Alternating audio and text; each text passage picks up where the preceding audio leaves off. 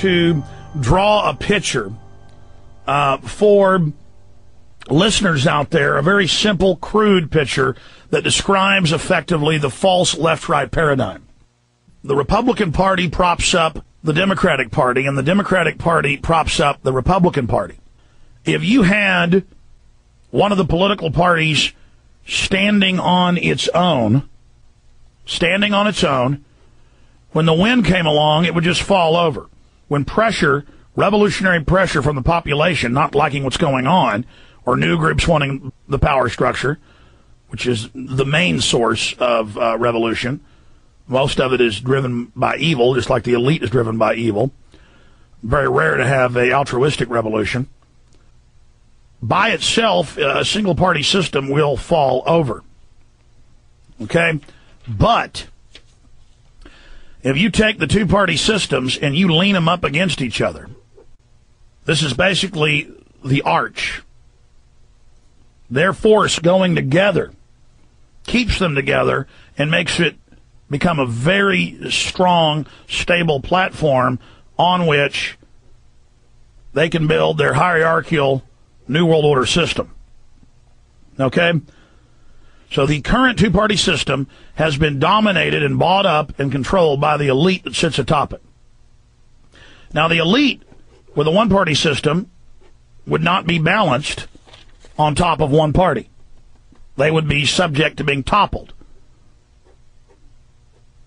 being pushed over easily.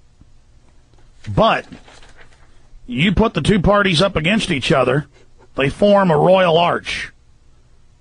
And now it's very hard to separate those two because they're leaning up against each other. I mean, this is really simple, but I want to explain this to people. Check it out, folks. Why do you see so many leftists who mean well, like Rage Against the Machine, Tom Morello, or Henry Rollins, who are right on so many issues but then believe in leftist policies? We need a global carbon tax. But there's an elite funding that.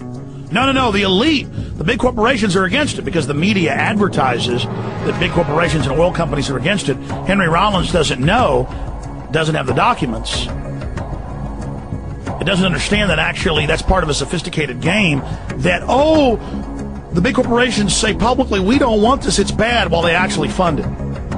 They know that the public's awake to the fact that they're corrupt, so the public will be fooled and go and support the agenda. It's please don't throw me in the briar patch. It's the old briar rabbit situation. Here's the political field, and this is where the population resides. And then we supposedly, through the grassroots, come up into the political party. Okay? And then they lean on each other, as I was saying earlier, and support each other. If they're standing alone, the pressure of revolution or of new power structures will easily topple it and blow it over. But leaning together, it's not going to fall down. Okay? Now, I know that's simple. But let me give you an everyday example of this. As I said, the left sees all of these evil mainline Republicans who we know are liars and who the media even exposes as being liars. They see them lying about everything else. So if the Republicans come out and say, we're against a global carbon tax, well, then by God, I'm for a global carbon tax. And so that's how the two sides leaning up against each other give the other side support.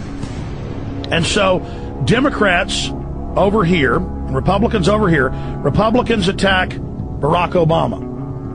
And then the Democrats attack John McCain. And then the population who's down here is trained to see John McCain as representing them personally, as being their daddy, of where their personal power comes from, of their camp, their brand name, their brand of soda, their brand of automobile, Ford or Chevy. And so this is a controlled paradigm. And so we have Republicans attacking Democrats, and that's the force against them. And you have Democrats attacking Republicans, and that's the force against them. And really, it's one unit supporting themselves and containing revolution, so that the people who were down here never learned that there is a world outside of this controlled paradigm. We are locked within the left-right paradigm, and then it becomes this huge pageant, this huge distraction where we analyze every facet of the two political parties, never realizing they themselves are simply a front or puppets for a larger power structure. Now, this is incredibly simple, but that's how this works. And then the two parties can limit the issues that are debated to this controlled paradigm. They can limit the scope of differences, which, if you look at it, there's almost no difference between the two, instead of getting the people to look outside the box at the wider world.